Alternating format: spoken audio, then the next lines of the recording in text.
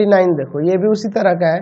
बस इससे घबराना नहीं है, ये डायगोनल मैट्रिक्स दिया है, आपको पता है कैसे इसको लिख सकते हैं,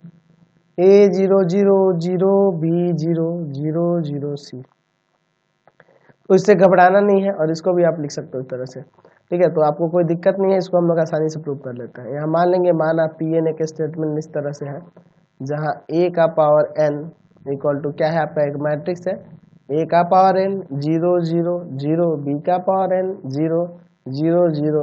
c का पावर n, यही आपको मान लेना है, ठीक है। चलिए अब n बराबर 1 पर, n बिलोंग्स टू कर है ना नेचुरल नंबर, तो a का पावर 1 इक्वल टू देखो तो क्या हो जाएगा, a का पावर 1 0 0 0, b का पावर 1 0 0 0, c का पावर 1, यानी कि यहाँ से क्या आया, आ गया A00 0B0 और 00 C, तो यही ना आपको दिखाना था, देखो तो आ रहा है ना यहाँ, इसलिए P1 सत्य है, P1 सत्य है, ठीक है। अब क्या करना होगा, तो माना कि PK सत्य है, यानी कि यहाँ पे आपको n की जगह k पुट कर देना होगा, PK क्या हो जाएगा आपका स्टेटमेंट किस तरह से, a का power k equal to a का पावर k 0 0 0, b का पावर k ना, b का पावर k 0 0 0, c का पावर k, ठीक है। चलिए अब इसको एज ए इक्वेशन फर्स्ट मान लेंगे, इक्वेशन फर्स्ट मान लेंगे। अब लिखेंगे यहाँ तो साबित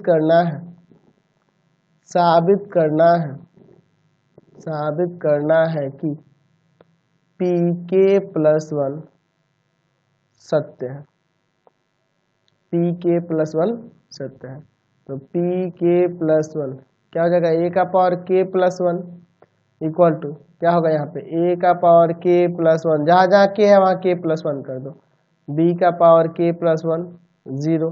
फिर यहाँ होगा 0 0, c का पावर k+1, ठीक है। इसे हमें साबित करके लाना है इसके द्वारा, तो सेम वही काम करेंगे। समीकरण 1 में दोनों तरफ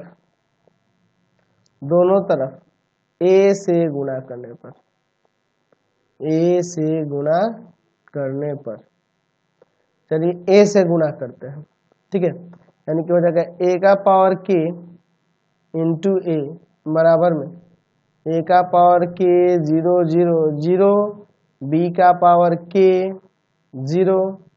0 0, c का पावर k, और इंटू में a, तो a का वैल्यू क्या है, तो a का वैल्यू ऊपर है ही, A00 0B0 0 0 C। चलिए अब इसमें मल्टीप्लाई करते हैं, और यहाँ पावर में 1 है तो यहाँ हो जाएगा a का पावर k+1, ठीक है। इधर आप मल्टीप्लाई करो, पहले रो में पहले कॉलम, तो हो जाएगा a का पावर k+1, a का पावर k+1, और 0 0 भी होगा तो उसको लिखने की जरूरत नहीं है, इसमें इससे करोगे तो 0, इसमें इससे करोगे तो 0, फिर देखो इसमें इससे करेंगे तो 0, और इसमें इससे करेंगे तो हो जाएगा b का पावर k+1, या 0 0 0, c का पावर k+1, तो देख रहे हैं ना आप, हमारा यही ना लाना था, यहाँ से साबित हो गया। इसलिए आप कह सकते हैं कि n belongs to z positive लिखो, या n बिलोंग्स टू n के लिए a का पावर n क्या था, तो a का पावर n 0 0 0, b का पावर n 0 0 0, c का पावर n सत्य है, ठीक है। n के हर एक मान के लिए यहाँ यह सत्य होगा, यानी n प्राकृत संख्या होनी चाहिए, तो उसके लिए आपका स्टेटमेंट सत्य होगा। तो देख रहे हैं ना इसमें